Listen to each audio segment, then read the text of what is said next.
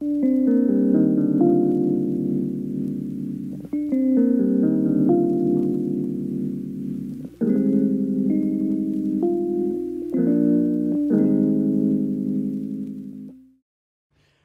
and welcome to another artist profile. Somewhere within this very fucking cloudy fucking room you will find me sat here with the one and only Trent Delves. How are you, Trent? I am bloody super, thank you. How are you? I'm not too bad, thank you very much, mate. Good stuff. Right, well the last time I asked this question I spent about 2 minutes having a fucking seizure, so let's hope I don't do it again. But for those of the people that don't know who you are, what you do, please introduce yourself and tell us who the fuck you are. So, I'm Trent Delves, and I'm the frontman of the Baboon Room. We used to be an indie rock band. I was just going to say indie rock band for some reason. We're just a rock band now, in general. So, you know, I started writing a bit more Nirvana-esque than I used to, which was Catfish and the Bottlemen. And then I got a bit of a name for myself at uni, I think, for that. Nice. My favourite Nirvana track's Enter Sandman, to be honest. Yeah, that's a class tune, that one, isn't it? Oh, it's so fucking dumb. Are you drinking wine? No, it's like this fancy Robinson's orange juice my dad bought, and he gets mad because I always drink it all. Oh, man. One day I should do an AP with someone where we both just get fucking trashed. Oh, count me in for that, definitely. I'm in. Should we do it on the live stream? Yes. Oh, no, because that'd just be fucking amazing. That'd be brilliant. I'm well down for that, game for that, yeah. Yeah, let's do that. Let's do that. That'd be anyway, funny. Back to the artist profile that we're actually fucking supposed to be doing. So obviously you've said that you're part of the Baboon Room. You currently have, correct me if I'm wrong, 2 singles out? Three with Dark Room song. From this sort of new era of the band, yeah, 3. I already previously had 3 out, but they were like the catfishy ones, like I say. Yeah. No one wants to hear Catfish in the Bottleman. Exactly. Not even me. And I've got catfish tattoos, so. Oh no, you don't. Yeah. This video is cancelled, mate. But with the 3 singles that you guys have got, can you just tell us what the singles are and what the meaning behind them is, please? Yeah. So the first one that we released, Different Person, which came out in March, I think. Can't even remember, because this year's been a shitstorm. Yeah, the first one. It's almost like there's a global pandemic. Yeah, possibly. Yeah. No, the first one, Different Person. I wrote that around Christmas time, like at the Christmas break, because I came back to Manchester after writing it and was like, guys, look at what I've just done, and we were like, this is it. This is what we're going for. So that one was like the start of the new sort of style that we moved into. And that song's sort of like, you know, it's about a girl, but you can sort of relate it to your friends, and sort of it's just sort of a when you get along with someone so well. It was just a song that sort of spoke about that, like a connection with people. And then the one we released after that at the start of lockdown, You. Me? Yeah, it's all about you. No, that one again about a girl. They're always about a girl at some point, aren't they? It's actually really funny you say that, because when I was talking to, I believe it was Robo Jukin yesterday, when I was talking to him, I said to him, oh, you know, Manchester's full of these bands that write fucking songs about girls. Literally, everyone does it. Everyone does it. It's not something new, is it? Like, no. So she broke my heart. Yeah, literally. That's literally what You is. It's a fucking shit breakup song. Oh, mad. Oh, okay. I'm sorry. Oh no, it's funny now. Like, I don't even. I wrote that one like a year ago, but Fair. it's one of them. And then a Dark Room song wasn't actually supposed to be the next release. We're meant to be releasing a song called Over and Over next.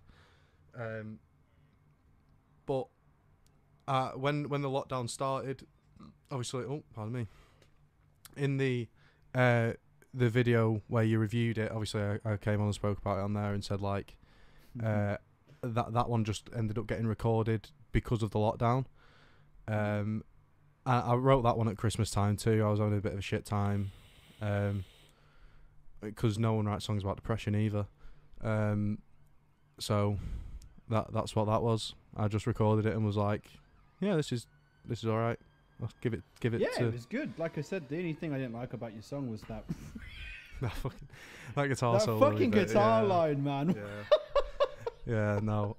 Listening back to it, I did think like, oh, why did I do that? Like, oh, bless your heart. No, Yeah. but like, obviously, for anyone who's watching, if you haven't seen my review and interview with Trent before that, the song was definitely, I think, a step in the right direction. I think I said to you when we were doing that initial interview that for the first two singles, like, I think You was the one I didn't like as much as Different Person. And then I feel like you sort of went from sort of here, and then you went up a little bit, and then with Dark Room Song, you then sort of found your element. Obviously, there was like a few things that I still think could have been changed, but I wasn't listening to a band that sort of didn't know what they were doing and didn't know what to sound like or where to go. It sounded like you sort of reformed and went, right, this is what we're going for, this is what we're doing. You brought it out, and it was obviously a very meaningful song. And it definitely sort of came across as that. It didn't seem like you just churned it out for the fucking sake of it and went, oh, let's just do a song about depression, because, you know, people relate to depression. It was more of a, this is my personal experience, and I'm going to put that out there. So, yeah, for Dark Room Song, like, I definitely applaud you on that, the fact that you've made the band sound more reformed, and like I said with the song's subject, that you made it more personal and more, what's the word? More personal and more relatable. Yeah. Well, I recorded that after you did the original two reviews on the other two singles, and that I mean, I've probably said it to you before. To be fair, that you know, like when you said what you didn't like about it, I sort of took that on and was like, right, well, if people don't like this, then let's try this.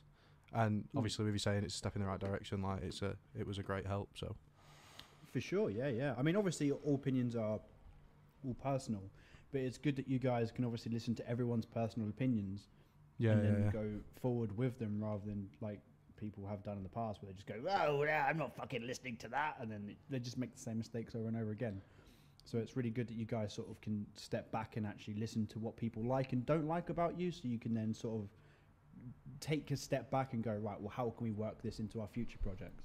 Yeah, well, this is the thing, like, you know, it's like I did like what we did with Different Person and You, but, you know, listening back, I sort of also personally think, oh, that probably could have been a bit different, or we could have done that, or you know, and then it's like, at the end of the day, I'm right. I write music for myself because it's like it's a great escape from reality for me. As silly as that sounds. Nah, not at all, man. It's also the fact of I want people to relate to it at the end of the day. I want people to listen to it and be like, fucking hell, this is a banger, or yeah, I know exactly what he means. Like, because, you know, music is, I think, like the best thing about life for me. That's why I got into it. Like, fair dude. So. Well, like obviously with your, oh my god, I'll wait till my Darth Vader voice has disappeared. Obviously, with your influences, you said that obviously you had like the Catfish influence. Now going forward, do you still have the same influences, or do you have new ones? And who are those influences? Well, I mean, for the original 3 that I released under the name Baboon Room, this was before it was even a band. That was very like Catfish and the Bottlemen, like Never sounds a lot like Cocoon, and but then I did do a bit of a spin on it and wrote a political song with it, which was very weird, which is Britannia. Nice. And that was all around. I think I heard that. Didn't you do it during first year? Yes, yeah, in an LPW. I did it in a LPW. I remember that because I think I was in that LPW. Yeah. Probably, yeah. But LPW, I always, because hardly anyone would turn up, so I was always like, I've got a song, and they were like, Trent, you did one the last 3 weeks. I'm like, but I've got another one. I think better Bruce than ours. And, we had to do covers. Yeah, Bruce and that got a bit sick of me, I think. But then, yeah, like I say, at Christmas time, I was listening to a lot of like more grunge, and so like I was listening to like Nirvana and a lot of early Foo Fighters, you know, just like the typical sort of ones. And then I was listening to a lot of Don Brocco. So I think Oh, you pronounce it so weird. Don Broco, sorry, yeah. I'm wearing the Don Broco t-shirt today as well. Oh, nice. So I think you'll find in a lot of the... I mean, if you've seen the YouTube videos that I've been doing of the vlogs, where I've been... Which you can check out here. Wow, thanks. Yeah, where he was pointing. So it was like... I've started trying to put a bit of sort of that electric sort of stuff in it, and you know, all the lads are sort of like, yeah, that sounds class, like we're more than happy to carry on doing stuff like that. And I've been messing around in different tunings. So like at the moment I've been listening to a lot of Bring Me the Horizon, because I quite like the direction they're going. Oh, with Parasite Eve, man. Oh, what a banger. I love that song so much. So yeah, I think you'll find a lot. I mean, we're still gonna have them like typical rock songs, I think, because they're quite easy for me to write. Like I quite like writing stuff like that. But you'll also find that we're gonna try and go a little bit different and add more synth and stuff like that to it, I think. Yeah. Nice, man. Well, obviously with your influences, is there sort of a band or a specific figure that you look towards that you aim to be like? Is there sort of someone you go, I want to be them, or I want to be as good as them? Or is it just a matter of you want to carve your own path and just take specific influences? Oh God, I think if you asked me that question 2 years ago, it'd have been like, oh, I want to be Alex Turner or Van McCann. I would have hated you. Oh no, everyone would have hated me 2 years ago. I had slicked back hair and everything. Oh no. I was wearing the pants and everything. I went through a teddy boy phase. This is supposed to be an artist profile, not an arsehole profile. Fucking hell, that was a bit brutal. I'm joking. Yeah, so I went through that. Honestly, my card for BIM, I've got slick back hair on it. It looks shocking. It looks like it's stuck to my head. I'm so proud of that joke. I'm sorry. Just gonna sit here and sulk. Oh, I'm sorry. Yeah, that was a bit brutal. I didn't mean it to sound as brutal as that. Right. It's all funny. It's all right. I'm not bothered. Oh, but sorry, man. No, carry on. I need to write shit like this down, man. Fucking hell. What was it? Sorry, yeah, carry on, mate. So yeah, like my BIM card's got like slick back hair on it and that. Like obviously now I'm completely different. Like I don't I sort of look more at artists that I try and you know, that I like and try and replicate. I sort of look at them more and go, oh, what are we mates with them? Like I'd love to have a beer with like Simon Neil or something like that. Like I just think it'd be like amazing. You know, like I love Dinosaur Pile Up. I went to see them last December, and that was like one of the best gigs I've been to. I lost my shoes at that gig. Like that was mint. Nice. It was my own fault for wearing slide-on Vans, really, but nah. Yeah, bad idea, bad move. But no, I don't try and copy anyone. Like I just sort of take bits from my influences and like oh that could sound cool with that. Like let's try that. Nice. So yeah, that yeah. Fair do, man. That's how I see it. Yeah. Well, with all of the baboons in the same room, how does a writing session work for you guys? Well, typically I will write something and then I'll take it to a rehearsal and I'll play it to the lads. You know, it's sort of like what we did with LPW, where we'd go in and play the song and then the band would try and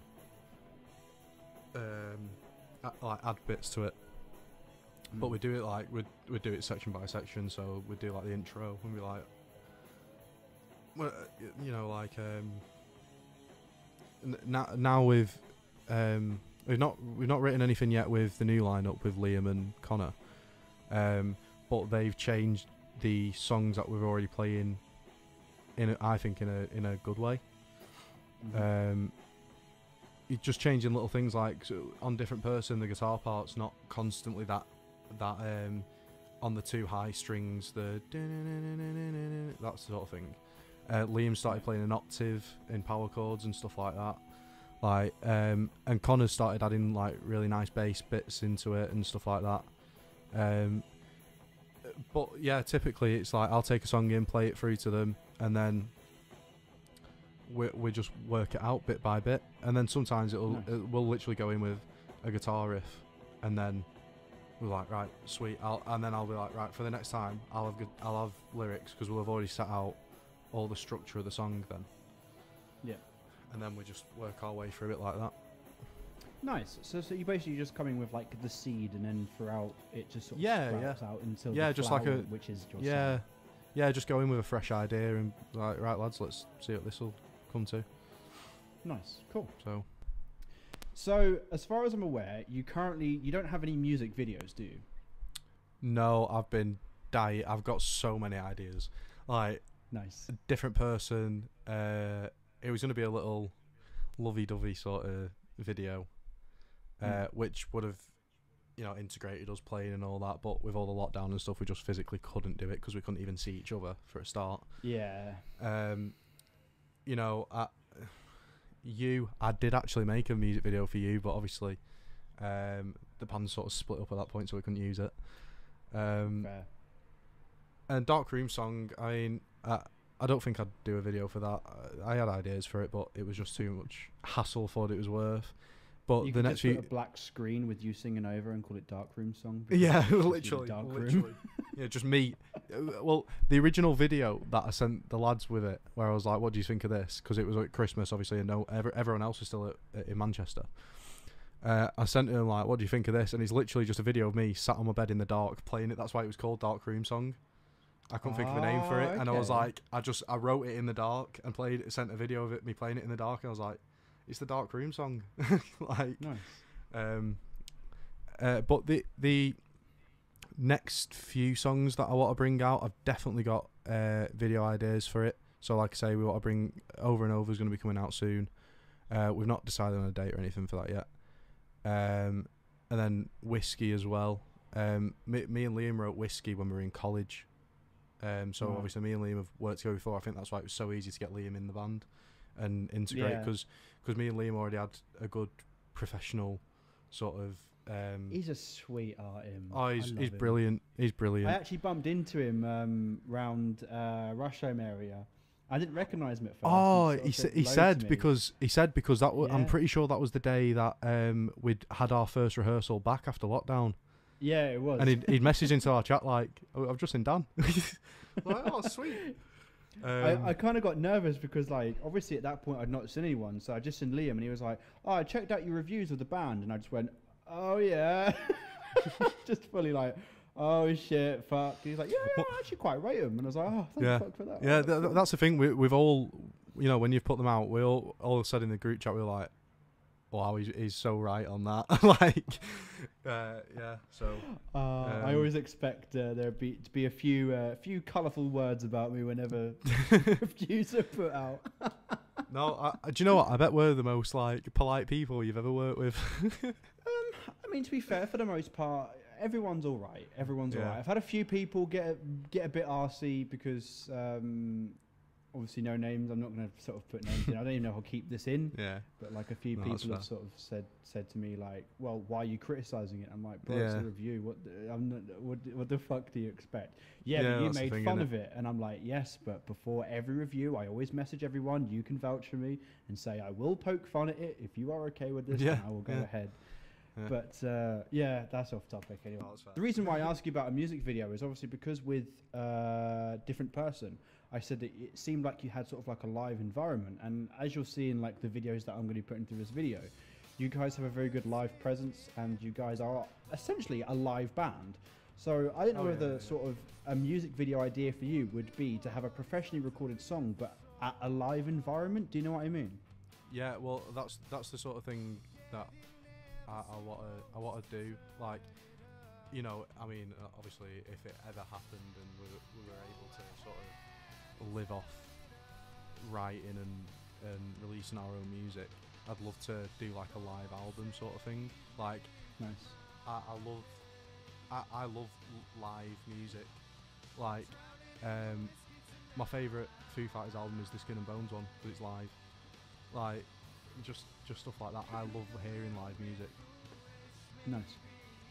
So, Pardon me. but yeah, like, I like what the 1975 did with, was it the last couple of songs that they released where they did like a live version? Yes, they did. Yeah. People. They did. If You're Too Shy, and they Yeah. did. Yeah, that was it. Yeah, They did another one. I can't remember what it was. I liked that sort of idea of doing something like that. Nice. And Well, I'd love to do something like that.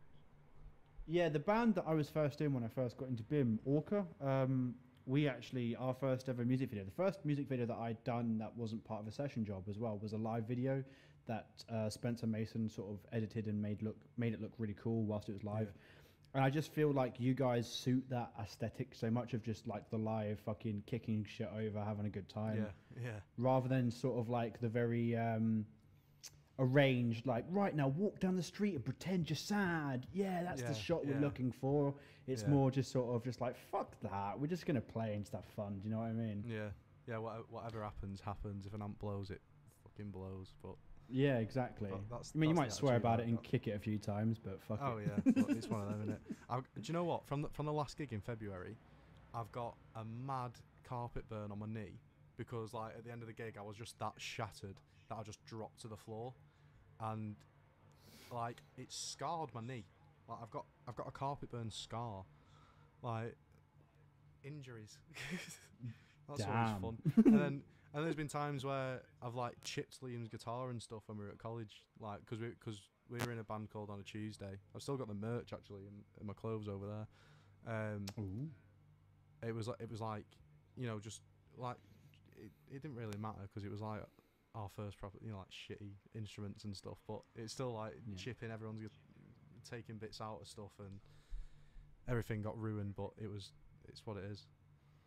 Nice. So out of the songs that games. Yeah, it is.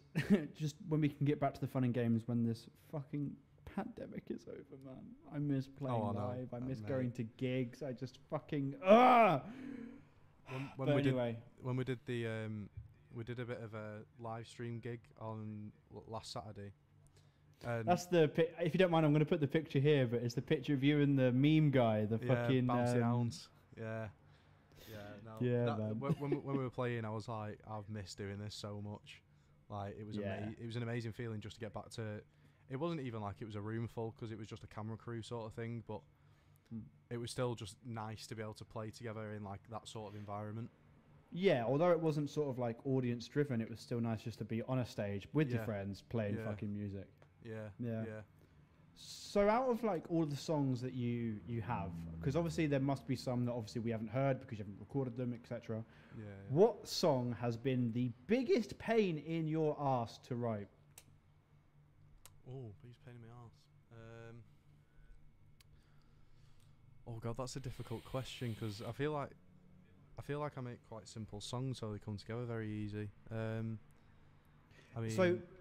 I mean, it could be like simple for you, but is there any like the other guys have found like a absolute ball ache or anything?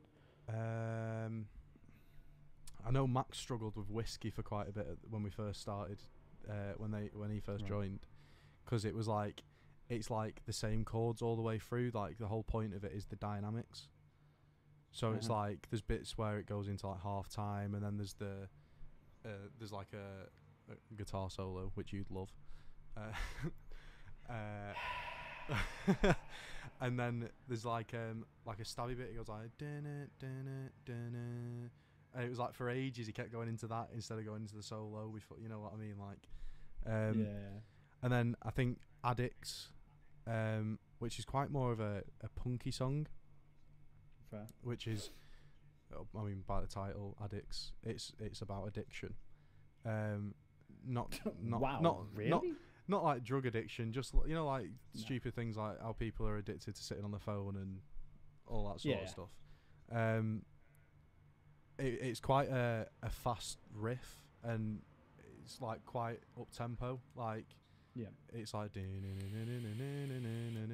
like I know Max struggled for ages, and after we play it, he'd be like, "Can we just have a break for 5 minutes?" Like, Bless him. but I think probably Addicts, because at the same time, then now thinking about it, there's a, like I'm screaming a bit in it, not like fully, but there's a bit like shouty parts, which I struggle to do if I've not warmed up properly. So fair. Yeah, definitely Addicts, but that one will be coming soon as well. Nice. Can't wait. So obviously we've just talking about the biggest fucking ball ache you've had. What's your favourite song out of all the songs you've done? At the moment, I really like Over and Over. I think it's just got a good feel to it. Like when we played Ironic that your favourite song is called Over and Over, as if you're literally just listening to it over and over. Yeah. No. Little shit joke there. when we played it on Saturday, it was like everything just like fell into place perfectly, and it was like it because me and Liam like make it like when someone hits the top of the strings at the top of the neck of the guitar and it goes like ding! Yeah. Like me and Liam love doing stuff like that, and that song all the way through it you can just do stupid stuff like that through it, and nice. I like the scream that I do at the end. I'm like, yeah, like it sounds like Corey Taylor, I think. So I'm like, oh, it's sick that. Like it probably buzz over it. But I think of like any song that I've ever written, I think Whiskey's probably my favourite, just 'cause it means so much to me. Because we played it at like special places, me and Liam. Like that's the first song me and Liam wrote to get like, well, not just together, like we wrote it with our old band. But that one's like stood the test of time for us. Like we played that one at the O2 in Leeds. Like that I think that's why I like that one so much. Like special memories. So yeah, of course. So yeah. Nice. Obviously due to the pandemic right now, we can't gig. Obviously you did a live stream on Saturday, but once this pandemic is over, once it's all just a fucking distant memory, which I cannot wait for, are there any plans to gig, to tour, to fucking release? What's your sort of plan for when pandemic is over?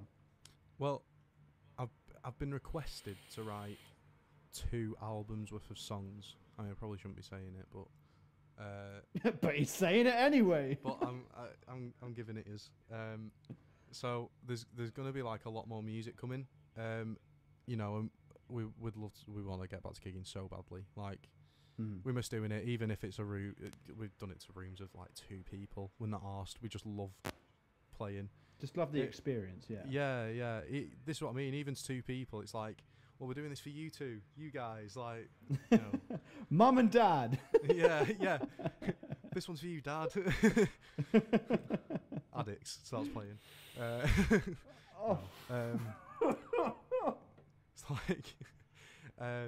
It's like, but yeah, I mean, like we said earlier in this video, like, we are a live band. Like that's what we want to do. I'd love one day to go on tour. I don't think we're there yet to go on tour, so we'll probably still be local to Manchester. But yeah, we've got a lot planned for releases, and like we were saying about music videos, I'm definitely going to get on that when we can. Nice. So yeah. Hopefully the future is bright. Nice. Well, sorry to dampen that potential future by asking you a very dark question, but has there ever been a time during music that you've wanted to give it up, give it in, just literally just never pick up a fucking guitar again and just go, you know what, I'm fucking done with this? So much. And I think there's going to be a lot more of that, to be fair. I think it's one of those things, sometimes I just get like I get pissed off when I can't think of lyrics, or I can't, like if I've got like a guitarist, I'm like, right, where do I go with this now? And then at some point, it's not. I mean, I don't believe in writer's block. I think there's things that you can do to get over it, like read a book or listen to some music you've not listened to in ages, and you'll hear, or something you've never listened to before, and then you'll be like, oh my god, that's so cool. Why don't I try something like that? Yeah. So I think there's, you know, like, do you know what? This is actually a conversation I've been having with my dad, because he started learning piano, and he's like, Joe, sometimes I wish you know, I can't be arsed bloody practicing and that, but I still do it. And it's like, well, yeah, same. It's like, it's one of them, innit? Everyone gets a bit. I think it's like fed up with something. the investment of time. I think like it'd be a lot different. Like if you don't, like for example, I hope you don't mind, I'll use myself as an example. Like I'm currently on like a break from drums at the minute. I have been for like the last couple of months. I'm probably going to be on a break for another 4 or 5 months. Yeah, I don't feel like I'm ready to go back to it. But I feel like because I've put so much time into it, that's the reason why I won't give it up. I feel like if it was someone who'd only been playing the drums for a month and then went, you know what, I'm not feeling this, they'd just fucking give it up instantly. And I feel like it might be the sort of same thing with you, because you've been doing this for so long, that I think the idea of just giving it all up will be like, well, what the fuck have I been doing for the last couple of years then? Like, I've literally just been wasting my time. So I definitely think it's a time investment thing as well, of just, well, why would I give this up now when I've spent so long with it? Yeah, I know what you mean. It's like when you're younger and like you get forced to go to like after school clubs and stuff that you don't actually really want to do. Like I used to get forced to go to like jiu-jitsu and stuff, and it was like I went for like a month and I was like, Mum, I don't want to do it, I don't like it. And it's like, well, what else are you gonna do? Because you're not sitting home all the time, sort of thing. I mean, I know what you mean, but like I think like I'm never gonna stop, because music's my passion, sort of thing.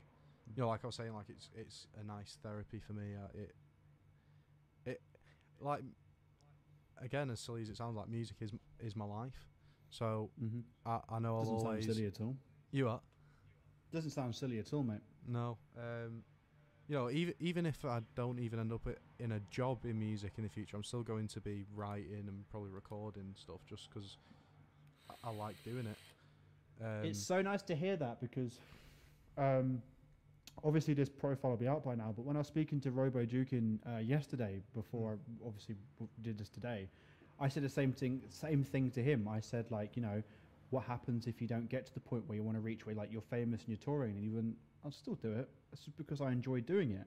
And it's now so good to hear that so many people share that mindset of, well, it doesn't matter if I'm not famous and, I don't know, fucking taking shit tons of drugs and having sex with loads of girls. It's not about that for me. It's actually about the actual music and what we do with the music. That means a lot to me. Yeah, no, I just think music's so much more than just something that someone could just put out and try and make money off. Like, I think because it's it can be such a strenuous process when you're recording, or even just like getting the start of, you know, starting writing and stuff. And then you have to think of all the other things, like if you want to promote it, and you, like we say, music videos and all that, like it does cost a lot, but I don't know, I feel like it's all worth it to me. Like, I've not made any money off my music yet, but I'm not really that bothered, because I enjoy what I do. Yeah.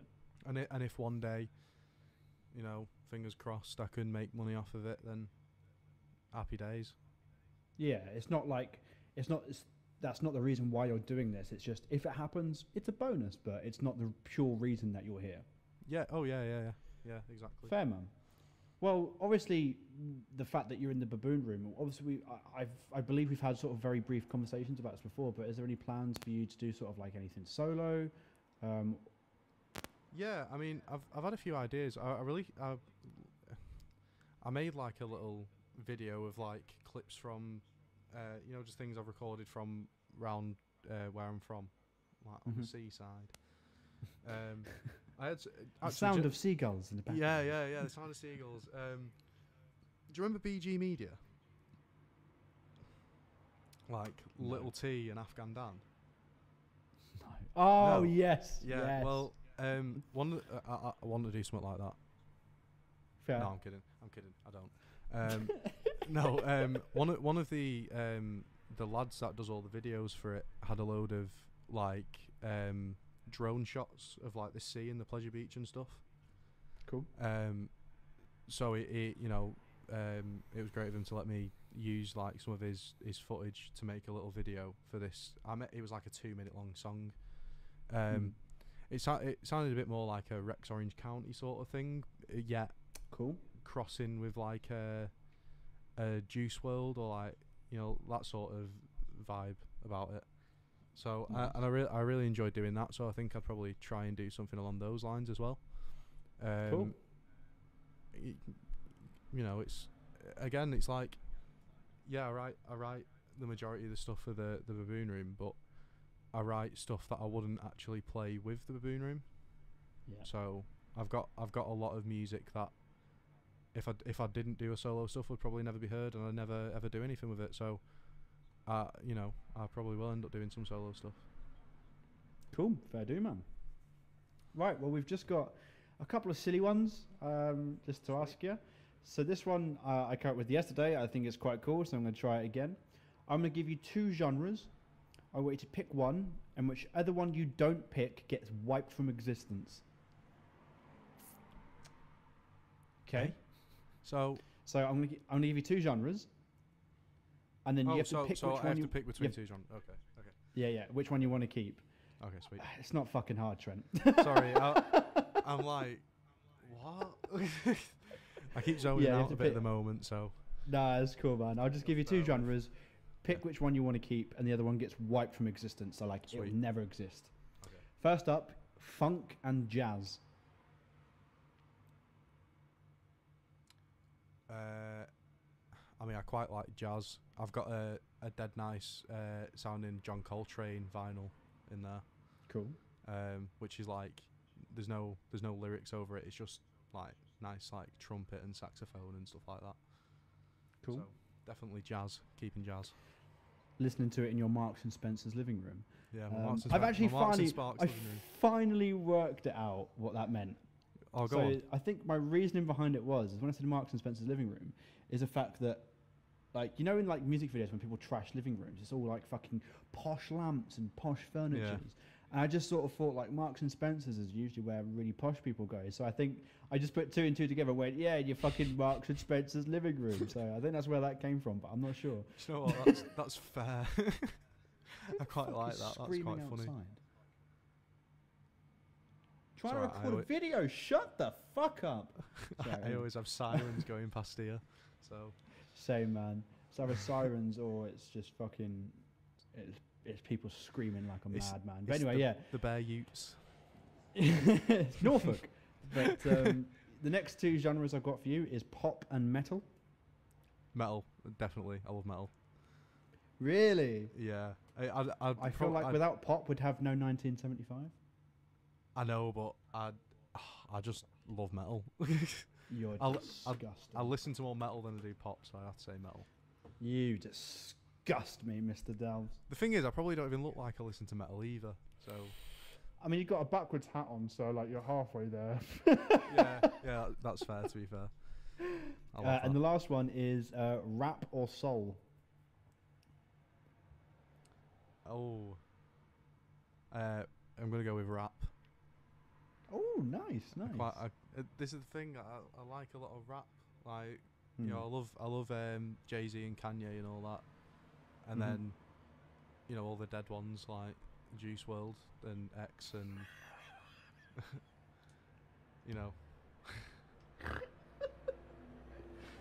So I really like these, and the dead ones. But it's just Drake's good as well. I do like Drake, like all the typical ones, sort of thing. J. Cole, I listen to a lot of him. So, yeah. Fair do, man. 3 more. If you had to listen to one song for the rest of your life, so it'd be on every radio station, every video game, every TV series, every time you think of a song, it'd be that song in your head. What song would it be? Oh, that's a very hard question, Yeah, it is. At the moment, I'd probably have to say Parasite Eve by Bring Me the Horizon, just because... For the rest of your life? It's an absolute tune. Just... probably even Ludens, because there's just so many changes in the song that I don't think I'd ever get sick of it, because I'd hear something new every time. And Fair. I go, oh, that's cool. But if you asked me before that, I'd probably say God Only Knows by the Beach Boys. Best song ever written. Best song ever written. Fair do, man. So on that, one album for the rest of your life, what would it be? One song, one album. Fucking. See, this is what I mean. I'm just fucking. One album. Jeez. Damn, you've hit me there. This one always seems to stump people. Hang on, Spotify. When I asked Robo yesterday, I think we spent about 20 minutes waiting. That is such a hard question. The ones that I've got primarily, I've had Pink Floyd a couple times. Oh, Dark Side of the Moon is a cracking album, to be fair. Do you know what? Scott Pilgrim versus the World. Sorry, can you please repeat that? Scott Pilgrim versus the World. Nice. Mate, that's a good the album soundtrack. to that film is amazing. It's got all the Sex Bomb songs on it. It's got Metric, like I take you for a ride. Oh my Oh my garbage truck. Yeah, mate. What else is on Oh no. Oh, Beck's on Have it. you seen as the well. you seen the 10-year anniversary video with them? Yes, it's brilliant. Oh man, I watched it the other day and was just like in tears. Like, so I went to the cinema 8 times to go and see Scott Pilgrim. 'Cause Really? I loved it. Yeah, man, I Jesus. fucking loved that film. That is the only film I own on my Amazon Prime. Oh, mad. Yeah, I've got it on DVD, I've got it on Blu-ray, I've got it on 4K, I've got all 6 comic books up there, I've got the I've got the album soundtrack, I've got an action figure, I've got a Scott Pilgrim badge somewhere, I've got the plum tree shirt that he wears as well. Jesus. Yeah, man, I've got all mad of on it. it, I'm fucking didn't you? obsessed. Oh, mate, I love that film so much. But yeah, final question, big question, biggest question I've probably asked this entire artist profile, and that's custard creams or chocolate bourbons. See, I like them both equally, but I'll say custard creams because they're always the ones that my dad and stepmom get in. Fair enough. They're always the ones in the cupboard, so. Fair enough, man. You're That's a Bourbons man, aren't you? I am indeed. Yeah. Or as some people call it, human. But Well, what am I then? fucking alien for picking custard creams, you freak. Freak. Yeah. But yeah, cool. All right, well, that's pretty much been. Oh my God, can the lorries please just go away? I'm trying to interview Trent here, you fucking ungrateful pricks. Anyway, so yeah, this is pretty much the end of the artist profile, unfortunately. But Trent, please take this time to promote anything that you've got, any social media, any songs you've got coming out. I don't know, maybe your OnlyFans if you're that sort of way inclined. Just give us anything that you've got, please. The time is yours. Yeah, so I'll give you a sneak preview. So I'm actually going to be selling pictures. No, I'm not selling pictures of my feet.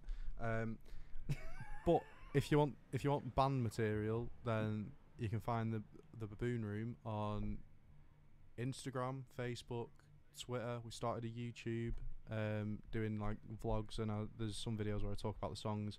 There's even a video where I review Dan's review on a song. Oh yeah, shit. Yeah. And yeah, we'll probably put some rehearsal videos and stuff like that on there. So if you're interested in that sort of thing, I mean, I'm probably going to end up doing some solo stuff as well. So if you're interested in that, then it'll be my Instagram, Trent_Delves, and I'll probably even do some YouTube stuff with that as well. So yeah. Nice. Well, obviously, as you've seen on the video, everything that Trent has just mentioned has been shown on the screen right here, as you can see. Also, I'll ensure to link everything down below. But before we go, please do not forget that there is still a giveaway going on. You can win 35 fucking pounds worth of Amazon vouchers, and all you have to do is comment 2 words, and that is Amazon Flamazon. It's simple, it's easy, it takes 2 fucking seconds, and you get entered in. You can comment once per video. And so, like, if you comment on 50 video entries, make sure you do that, because the end date for that, I believe, is the 10th of August. So we're coming up to that very, very quickly. Just think what you can get with 35 quid. You could buy Trent some fucking tasting biscuits or something. You know, like... Right, that's a bit harsh, isn't it? Come on. But Jesus, yes, man. I fucking brutalized you this one. Jesus, man. But yeah, please don't forget that this giveaway is still going on, and it will end soon. So far, I think I've got about 8 entries from 8 different people. But yeah, if you want to win 35 quid, then just, I don't know, fucking comment Amazon Flamazon, and then I'll let you in. So we'll just go from there. But yeah, on that note, just a massive thank you to you for watching. I hope you enjoyed this one. Thank you. I'm quite enjoying like the new. I wasn't talking to you yet. I'm talking to them. Man. You get your chance in a minute. Hang on, you. Thank you. Thank you. Rock stars these days, man. I tell you. But rock stars, me. I kind of like the new format I'm doing this in.